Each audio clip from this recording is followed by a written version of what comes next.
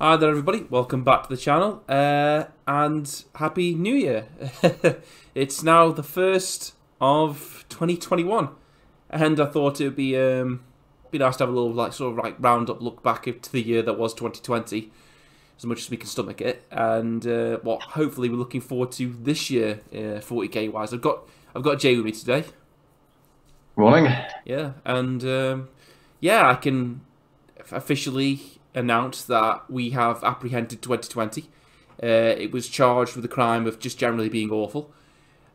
We summarily dragged it around the back and shot it through the back of the head, around the back of the barn.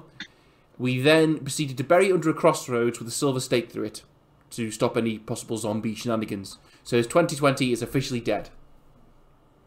We hope. We hope. I mean, it was one of the worst years I can remember, so there is a chance it might come back in some sort of zombie form. But again, buried under a crossroads with a silver stake through its heart, so that should stop any kind of those sort of shenanigans from happening. So yeah, it's been an interesting year, hasn't it? Well, I say interesting and terrible. But I mean, you say that. I mean, it wasn't that bad for me, was it? oh no, you've done a lot of working from home, haven't you? Oh, yeah, 40k wise, yeah, you are right, yeah. I was thinking about this, and I thought it's been a bad year, but some of it was actually okay. Yeah, I mean, for the hobby point of view, I mean, I'm not saying GW's done particularly great off the back of having this happen, but I reckon they've done a bit better than most other people, most other businesses. A lot of this lockdown, staying indoor business, people have actually managed to crack on with, you know, the modelling, the painting and whatnot, and I think GW has seen an increase in sales, haven't they? If I'm remembering right. I'd probably say most definitely, yeah. Yeah. So, you know, when life hands you lemons, I suppose, make lemonade, I suppose. But yeah, looking back through 2020, I mean, obviously, as far as 40k goes, it's been obviously the new edition. That's been the big flagship for 40k, and Indominus, and the whole thing around that. Now, when the Indominus thing happened, I mean, you can say, you know, either GW did not expect it to be that popular, or they, you know, didn't make enough to meet demand to promote. Was it fear of missing out? That kind of sort of there's actual business term for it, isn't there? Where they short stock something to inflate. Is it to inflate demand or? Yeah, I think fear of missing out is probably right. Yeah, I mean, you can argue both those sides of that argument, but yeah, obviously, in the immediate aftermath of Indominus and it selling out super quick, we saw obviously this sort of like surge of scalpers on eBay. And some of it was absolutely just fucking ridiculous. And then obviously GW did the switch to made to order, which obviously shot the scalpers ideal straight through the kneecaps, which is quite fun to watch. Just all these people like who'd bought Dominus just hoped to sell at a profit, and then it's like, no, you can't have it. That was quite funny. Triple. So yeah, sorry. I've lost out on myself. Yeah, I mean, well, you almost did, didn't you? Yeah, I couldn't get it on the day. The website was an absolute shit show. Yeah, GW's website's not the most robust thing in the world, is it? I mean, I know when I tried to, because I got the 9th edition, it is 9th edition, isn't it? The 9th edition rulebook, the limited edition one. That was a bit of an arse round to get that. I had to restart the website a couple of times, but I managed to get my hands on it. But 9th edition, obviously, with the Necrons and the new wave of Space Marines coming out. I mean, GW have had other things going on this year. Obviously, the new Sisters Rage came out, which is pretty good. You there? Yeah, sorry, I didn't realise that was a question. Oh, so, sorry. Sorry, I should have put, wouldn't you agree on that? I mean, like I say, everyone was waiting for this new Sisters Range for quite some time. So I think that was being moderate success for them. I'd like to see the figures for that, because you always get a lot of people being quite vocal, saying they want something, but when they actually have an opportunity to get it, they don't want it. Do you know what I mean? Yeah, I mean, there was a lot of noise because the range was so old in the first place, but how many people actually picked it up, I don't know. I mean, it'd be interesting if GW did like. I don't suppose they would. I mean, I can't see why they would release those kind of figures, but it would be interesting to see how well the new Sisters range actually did. Well, I don't think you'll ever get that, mate. No, I can imagine a lot of businesses keep those kind of sales figures close to the chest, don't they? It's not been a parade of hits for GW this year. I mean, we've had a couple swings and misses, haven't we? Remember those random sort of battle boxes they were doing, like a complete set of random miniatures. Yes, I remember those. They stopped doing them, strangely. I know, yeah. That no one. I can't remember hearing anything more of that after like the first wave. It's like We managed to shift all that stock they were trying to get rid of. yeah. That's what they should have just said. It was like, listen, guys, we need to shift a load of stock, so have a discounted box. But It's a bargain bin. We need to get rid of it. Pay what you want. yeah, pretty much. I mean, God, that was.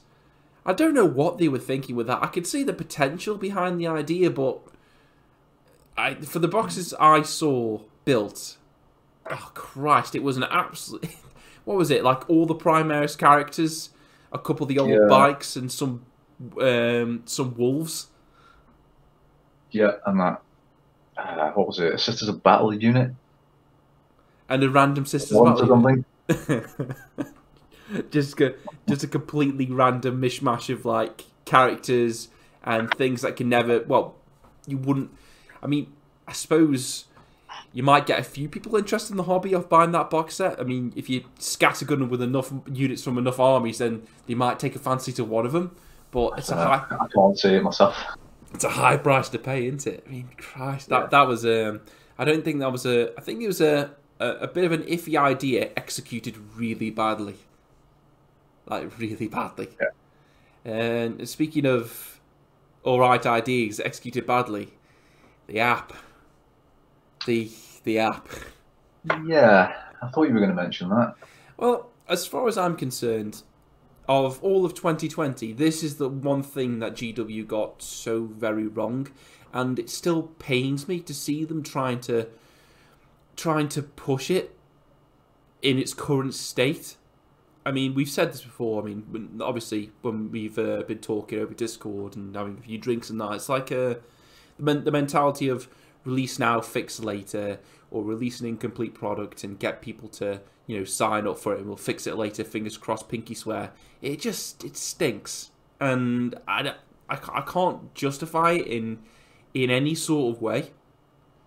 And we've said before. I mean, imagine we said that if the app had sort of like a Crusade builder on there, it might be worth it for the price, but it doesn't. And the whole... Yeah, I mean, they've got so many... Well, have they got so many people like buying into it now? Well, they've got to keep pushing it because, it's out there. They've got to, be seen to be doing something. I get that. It's just very cringy. This whole win the army of your dreams or whatever. If you sign up to the app and then build the army and send it in, we might give you the miniatures. And I would have thought that this entire thing would have gone down really well if they'd have just obviously released the app. Well, first off, don't release it until it's in a state where you can release it. But let's say if they released it anyway, like that they have done, and then we're like, we've heard your feedback, we're going to make the app free, because, like I said before, Games Workshop's not like a small corner shop. It's not like it's like a tiny business that's struggling to be against me. It's worth millions, and it's done better than most through this entire situation of 2020. It's got enough money, I think, to throw at developing a half decent app without having to sell it to the public first. So they could have just gone, right, we've heard your feedback.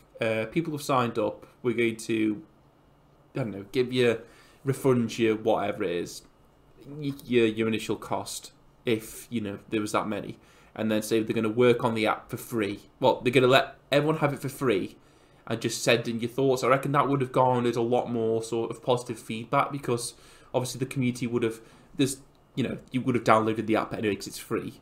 And, I mean, even like a beta test phase or something, they could have put it out as that to start with. They could have done, yeah.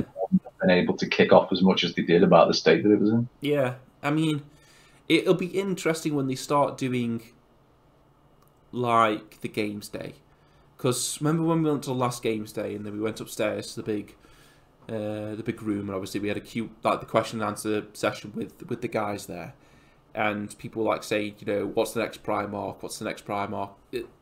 Things to that extent, and GW were like, we don't know. It'd be interesting if, like, in that kind of public forum, someone just said, "Hey, you know that app? Why?"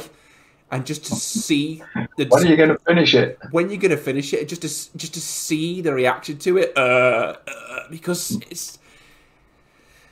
I mean, this is obviously looking back through 2020 and ahead to 2021. I don't want this every time video just be to me like bashing this app, because I've got enough ammunition to probably go on for a long time doing it. But it would be interesting to see if that question was ever raised in a public forum and see what the response would be. I mean, next time we get down there, we can ask it, can't we? Yeah, I could be the brave person to say, you know what? I don't actually give a fuck about Primarchs. How about that app? That might be of use to me. But, like, putting all cynicism aside, people are only kicking off as much as they are because they want it to be good, don't they? That's it. I mean, we said this before. We're not bashing it because we love bashing it, even though, you know, I have gleaned a small amount of enjoyment from bashing it. It's because we want it to be. We want to use it and we want it to be good. And if I can imagine in like a year or two's time, it's going to have a lot more features and be sort of more robust, and it'll be good. And that is probably the state that it should have released in the first place. Yeah, I suppose like I said to you, it comes back to the whole release now, fix later thing that I just have a large distaste for. Yeah, but well, yeah. I mean, we've seen enough in the games industry. Last thing we want to do is to creep into as much as it can. Creep into like sort of GW's digital side of things. We really don't want that to happen. A new launch. We've had a new wave of Space Marines coming in for 2020, which some of those were fine. Yeah, some of those look fine. It'd be interesting to see where the narrative goes, because obviously 2020 the narrative was pretty much the Necrons are back and they're rocking a brand new look. The main man's come back.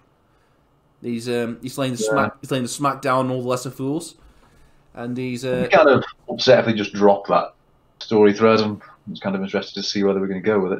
Yeah, well, I suppose that's what you have when you have like a large writing team like GW has. You just like throw out multiple plot threads, and you could pick and choose which ones you want to follow for whatever particular scenario. I mean, the Pariah Nexus, I think that's still ongoing in the lore, because I know the Plague Wars around Ultima, I think they were in the past now. I think the current timeline they've happened. I could be wrong, so correct me if I'm wrong down in the comments. But I think the Pariah Nexus is still going on. It would be, like I say, it would be interesting to see how narratively that develops, because I don't think the Imperium or whatever external faction managed to shut down the Pariah Nexus. I think it's still like an ongoing zone in space where Necrons are effectively just turning people's brains off.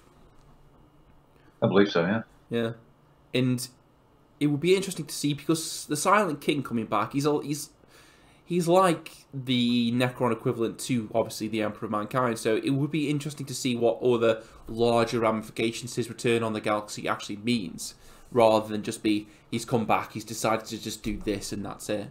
I imagine he's got a few more irons in the fire. I mean, and we just never hear from him again. Yeah, it would be nice, because we do get a lot of obviously Guilliman and, you know, the Demon Primarch sort of side thing. So it would be bad guys. Yeah, the traditional the good guys, open quotes, end quotes, versus, you know, the bad guys. But obviously it's not just the Silent King though. I mean, you've got Ghazghkull Thrak. He made a comeback this year as well. Also, won Best Model of 2020, like I said he would. Arguable. Yeah, but he's not a small player either. I mean, when you're getting all these larger than life sort of players in the actual narrative for 40k back on the scene, you can't. It's sort of like, it's always irritating when they seem like they're released one big, like, you know, oh god, he's back, and then just completely sidelined. Yeah, I guess that's one of the things I'd hope to be looking forward to in 2021 and beyond. Like they'd actually move the story forward a little bit, as much as they're reticent to do it. Yeah, I mean they've got to be careful, aren't they? Because obviously, they don't want to move it forward too much, where they've got to constantly write themselves in and out of corners. If you get what I mean. Well, yeah, it's risky, which is why they're not particularly keen on doing it. But it keeps the game interesting and exciting, doesn't it? But from the narrative point of view, yeah. I mean, but that's another thing that was introduced this year, Crusade, which well, a few games we played before lockdown, I thoroughly enjoyed it. Yeah, I must admit I wasn't a fan of the idea, but having played a bit of it, I can see the appeal now. Yeah, I mean, I think the Crusade are going to be their sort of way of introducing these sort of like ongoing, for want of a better word, developing story threads. Because obviously we know when Deathguard get their release, because it has been delayed, that they are going to get their own Crusade book with their own sort of like narrative ongoings with Deathguard, like what they've been up to, Mortari and his crew have been up to. And it'll be interesting to see if we get one for every faction. I don't think we're going to get one with the Dark Eldar when they drop the Drukhari, because obviously they've announced the Drukhari Codex. You've seen the new box set, which contains Lilith and some random sisters that that just like, yeah. And it'd be interesting to see how the lore and the Drukhari have developed, but I don't think we're going to get it. So it'd be interesting to see what Crusade books we're going to get for what releases of certain factions. Interesting enough, did I end up speaking to you about that? The Lilith box set. I can't remember if I did or not. You may have done. Yeah. It's like, it's a bit of a really random box set, isn't it? I mean, like, the only thing I can see, unless you've got some Sisters players out there, they're like, oh god, I really want that unnamed generic HQ that is at Palatine or something like that. Yeah, I think. You've got, like, the new Sisters HQ, I think it's a Retributor squad and their big flamer tank, I can't remember what it was. And obviously on the Drukhari side, you've got Witches, you've got the Venom in the back, I think you've got some Hellions in there, or Scourges, I'm not sure, like the bird people. And obviously you've got Lilith, who's going to be like the big draw for that box set. And I'm like, I can see only Drukhari buying this box for the Lilith model, and that's it. Like, nothing else. Just looking at it, in terms of Sisters, you don't get a lot of stuff, do you? No, you don't. I mean, I don't think that... It depends what the kind of price the box comes out at, but I can't... If it's going to follow in the trends of certain other boxes, I can't see it being that much value for money. I mean, I know the Drukhari are going to get more out of that box than Sisters, definitely.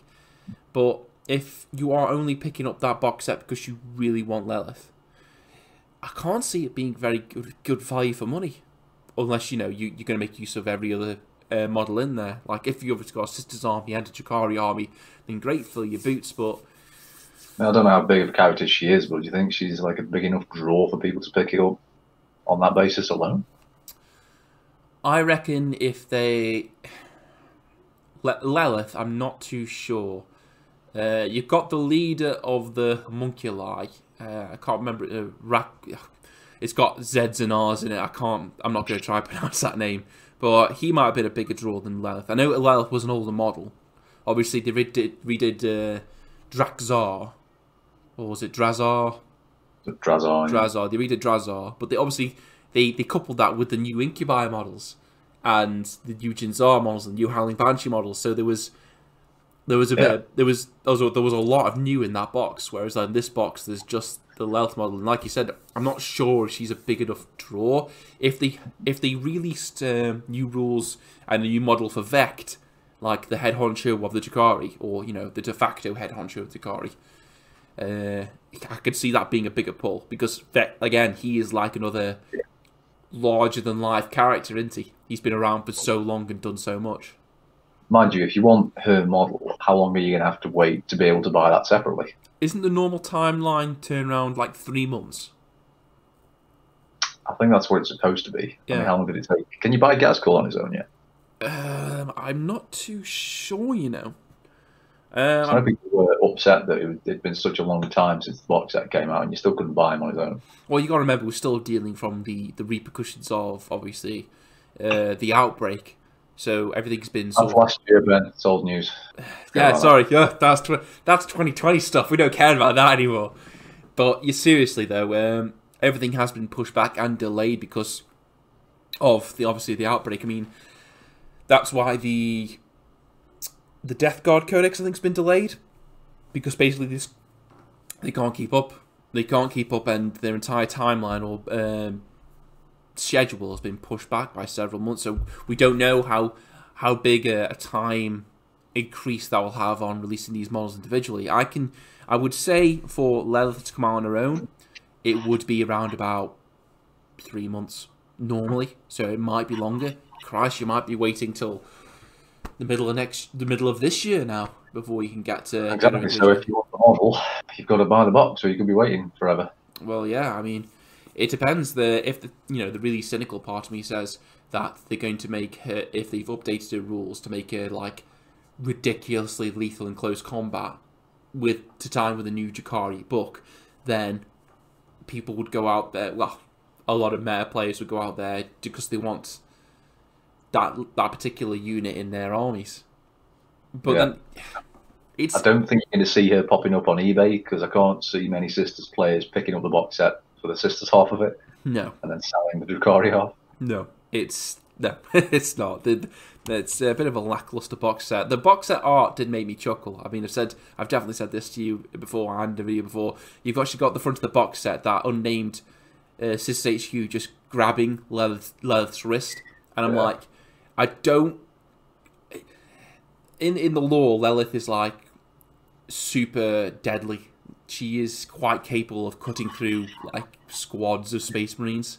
She's that jacked up on combat drugs, have that much like killing experience. She is an absolute lethal living weapon. So that Palatine's life could probably be measured in seconds at that point. No, that should be fine then.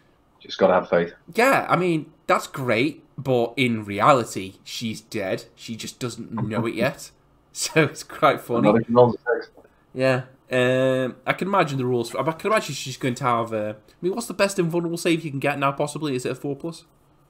We think it's 4, yeah. Yeah. So she's probably going to have the best invul save going, just to obviously offset the fact that she's only going to be toughness, Eldar toughness. But she's probably going to have like super poison blades that always wound on a 2+ and all this kind of jargon. Glass cannon, I would think. Yeah, definitely glass cannon. The same with the majority of the Jakari line, but she's going to be particularly glass cannon-y. But so I think, can you think of anything else big that happened in 2020 in regards to 40k? I can't really think of. Well, Psychic Awakening sort of farted itself into non-existence, didn't it? It kind of did. I mean, was there any point to releasing that last book? Not for me. No, I mean, like you got like, was it Illuminal Zaras in the front of that last book? Pariah, no pariahs. That's something. I think that's a missed opportunity. Still holding out, man. It's like they knew what they were doing when they said, "Yeah, the last book's going to be called. It's going to have Necrons in it. It's going to be called Psychic Awakening Pariah," and everyone's like, "Well, obviously, pariahs were like." They were part of the old Necron force that got phased out for some reason because they didn't tie it with the new law. So obviously you're going to phased out. See what you did there. Yeah, that was unintentional, but quite funny. But they're obviously going to bring him back in some new way to time into the lore. Perhaps like Illuminor Zaras has made like unupgraded sort of like Necron chassis that's made like with some Blackstone shenanigans, so like the super lethal to Psychers or warp entities. It still makes sense to me. Still got my fingers crossed. But, we'll see. We'll see, yeah, but it's one of those things, isn't it? Yeah, we're going to call this book Pariah, so we're going to get all the Necron players thinking and hoping there's going to be pariahs in it, and then what we're going to do is we're just going to have one Necron unit in it. Yeah. But it's okay, we'll be forgiven because they've got quite a few models on the horizon they don't know about. Yeah. That is what offset that particular thing. Basically, you just got like a brand new range refresh. Still no flayed ones yet, which are a bit which is a bit sad. But hey, you got Dr. Manhattan, which is quite nice, and obviously the Silent King and all your various new Scorpex, whatever form. We got the shooty stabby. cryptex. Yeah. Loads of stuff. Yeah. The old school race came back under a different name. Yep. Yeah. So we're going to get some. Yeah. So, looking forward into 2021, I can make the prediction that I think we're going to see, based on, can you remember a few previews ago? The guy, I can't remember his name, he had it written on the whiteboard in the background, right rules for Angron. Yeah. Off the back of that, and I know like the Red Angel has been dropped in a few sort of like snippets lore-wise.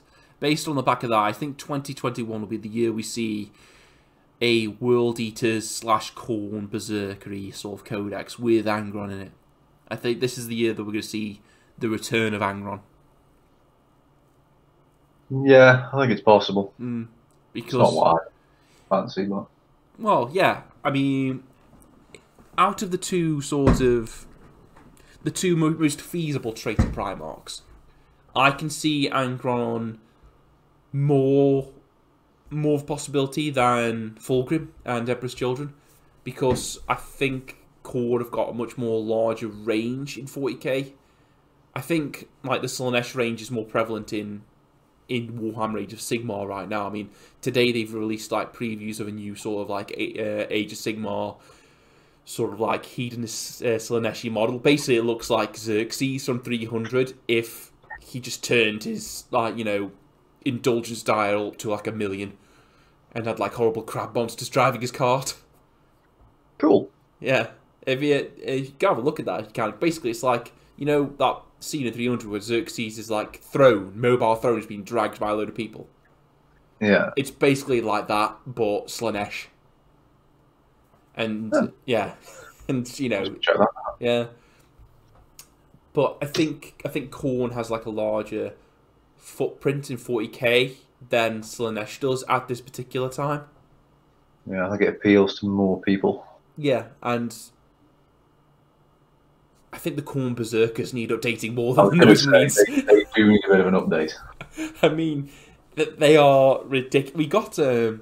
We got Chris for Christmas. We got the upgrade sprues from Forge World, like the Khorne World Eaters upgrade sprues, and they look great. I mean, I wanted to do a video, like sort of review unboxing of them, but obviously it would have spoiled the surprise for Christmas, because he's starting up like a World Eaters Khorne army, isn't he? And those upgrade sprues are like fantastic. And when you compare the quality of those to what the Khorne Berserkers are now, you're like, oh my god, this is like night and day.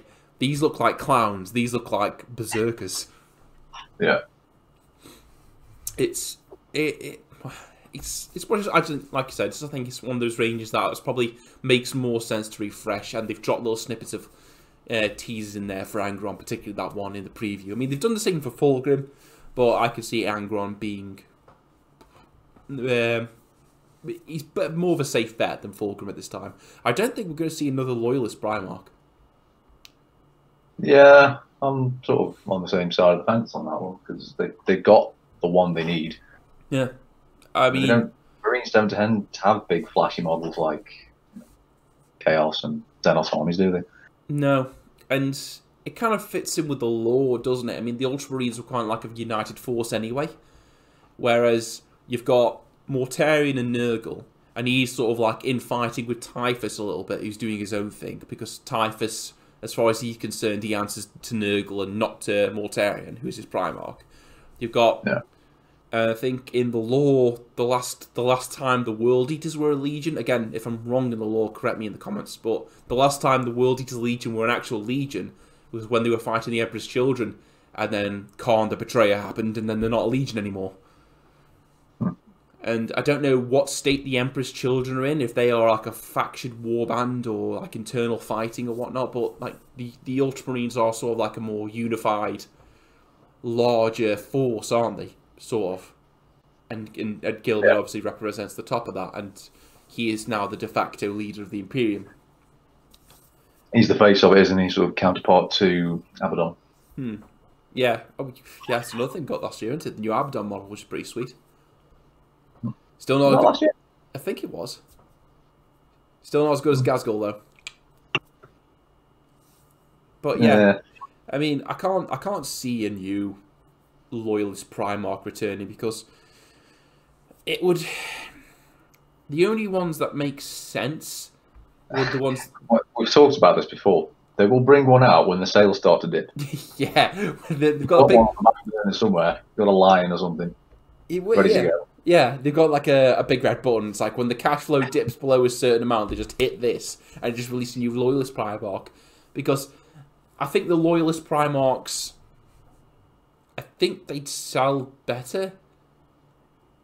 I've got nothing to base this on. I just my own gut feeling that I think if you released Angron and you released the Lion, I think the Lion would sell better than Angron. Yeah, I think I agree on that. And I don't know how I'm going to justify that or reason in it. I've just got like a gut feeling that people would buy the Loyalist one a hell of a lot more than there are people who would buy the Angron one. It'd be interesting if they threw a curveball out there and didn't do like a particular Chaos or affiliated sort of like Primarch. I mean, because you've got people like Perturabo, who is Iron Warriors, and you've got Lorgar, who's Word Bearers. They're still floating around doing their own thing, and you've also got it was the Alpha Legion now? Is it Omegon? Alfarian. No, I think Alfari's bit the dust in the Horus Heresy, but his twin brother's still at large somewhere. But that would be a real curveball because, I mean, Christ, I can't remember if I've ever seen like someone play Alpha Legion at all. No, me neither. And as far as Word Bearers and Iron Warriors go, they aren't as well represented as obviously Emperor's Children, Deathguard, and the other two. Because they're not as well represented, but they do have demonic or sort of semi-demonic Primarchs kicking around in the lore still. Yeah, well, let's be honest, mate. They're going to release what's going to make them the most money. Yeah, at the end of the day, as much as you can sit back and sort of like ruminate on what you'd think would be good, at the end of the day, they're probably going to release the thing that maybe makes them the most bank, aren't they? They're a business at the end of the day. So apart from the new sort of like, apart from thinking like a Demon Primarch, more specifically Angron, it's going to happen in 2021. I think we're going to see like another large narrative. Well, I hope we're going to see another large narrative campaign going on, much like sort of like a scaled down Psychic Awakening. Like sort of like a Vigilance thing. Yeah, I'd like them to do something like that again because that was pretty interesting. Yeah, the old Vigilance thing. I hope it's not Chaos and Space Marines again, or because that's quite generic. But I'd hope it involves a few more Xenos factions because they've got Ghazghkull's War going on, haven't they? They've got obviously the Tyranids doing the Tyranid things with the Genesteal cults. You've got the Aldari and Unid as well. They've not been mentioned for quite some time. And you've got, I think, shenanigans going on with the Drukhari as well. So it would be interesting to see if we had another sort of non-Imperium versus Chaos sort of like Vigilus. That would be quite interesting. If Chaos and Imperium... Well, Chaos will be Imperium because they're like the selling point for most... They are like the jumping off point for most people because obviously they're humans and, that's where we relate to and they are probably the largest selling product that GW has. But as far as like it'll be an Imperium versus Xenos Vigilus sort of thing. I mean, I know you had Orcs and Genesteal cult on Vigilus, but the main drive of that particular saga was obviously Chaos versus the Imperium.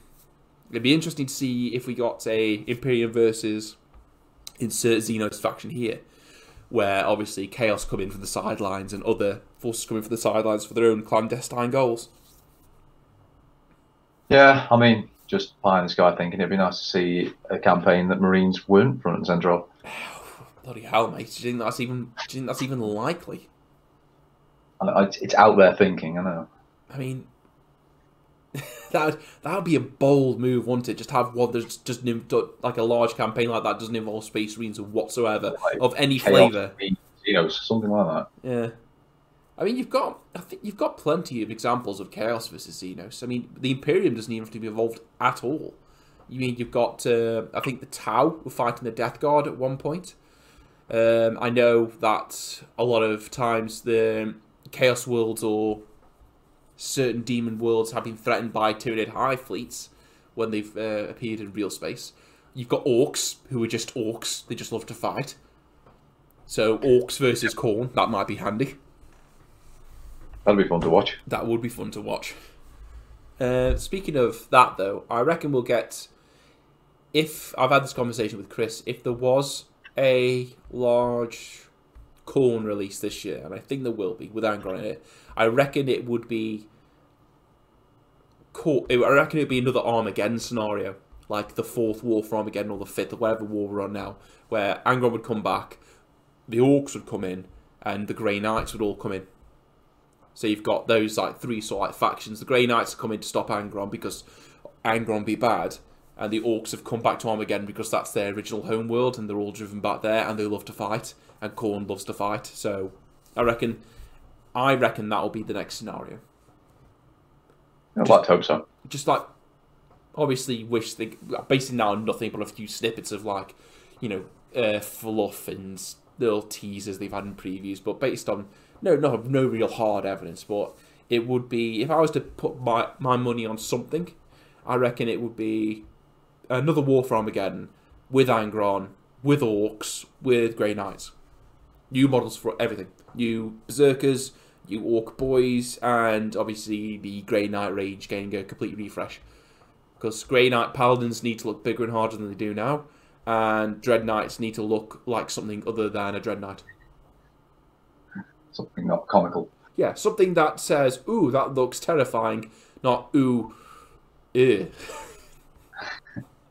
And Orcs definitely need a bit of a refresh, don't they? Yeah, like I say, I think the rank and file Orcs, sort of like infantry, killer cans as well. Mind you, Orc stuff ages really well because it's just the aesthetic of Orcs, isn't it? Ramshackle. It's the infantry that hasn't aged the best, whereas like the trucks and the other stuff like that it's sort of like timeless to an extent. Yeah, I don't know. The new processes and modelling chops they've got these days, they could make some really, really cool stuff for Orcs. They could do, but we were saying earlier, didn't we, when we were looking at those Forge World upgrade sprues for the World Eaters / Khorne. GW's modelling stuff has gotten better, but I think when you compare it to some of the good stuff from Forge World, there's still it's still like quite distance apart. There is a difference, yeah. There is a difference. There is still that level of detail on the Forge World stuff that it's impressive and hard to beat. It'd be interesting to see what happens with Forge World this year, speaking of that. Because I know they've had to downsize a lot in the wake of 2020. Whereas GW seem to have obviously like they've done well through their normal GW sort of like Games Workshop line, where I think Forge World stuff has not done quite as well. That's why we've seen a reduction in stuff. I know the thing that I was most annoyed about was they got rid of all the tiles that I was collecting.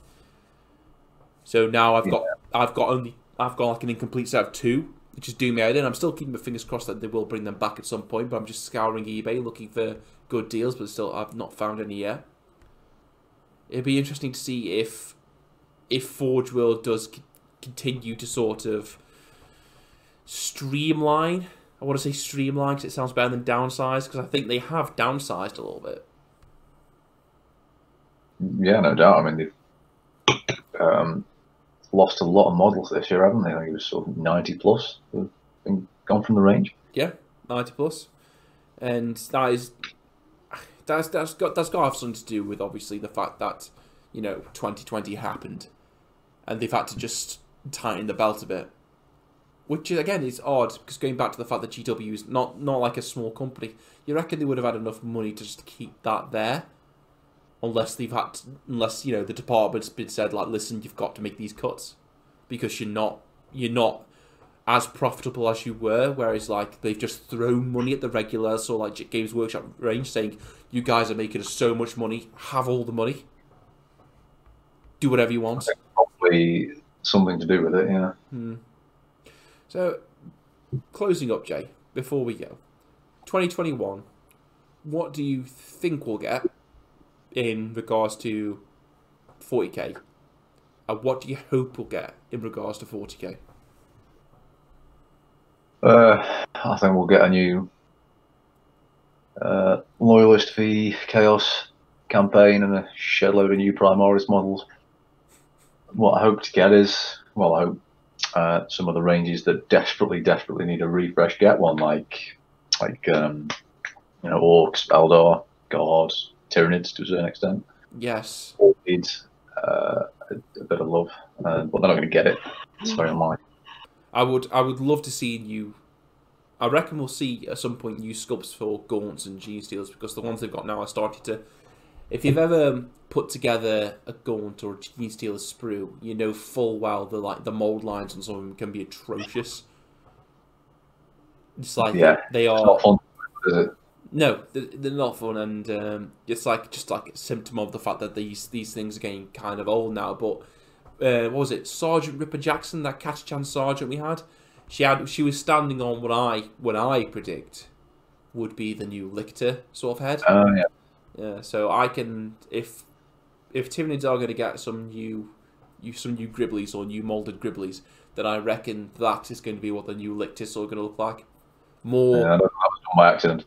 No, that things like they rarely do things like that by accident. So that would be the new sort of like chassis for a Lictor.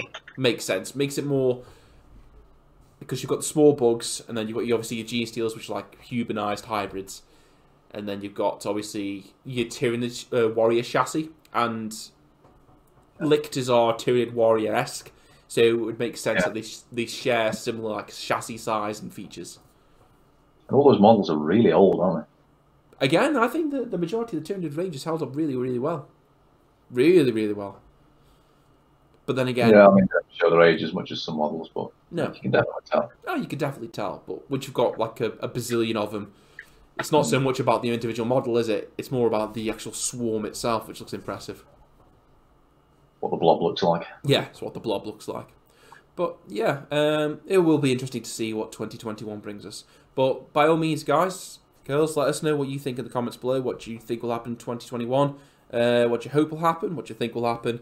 You know, drop all your comments down in the comment section below. But until then, we'll catch you next time. See you later.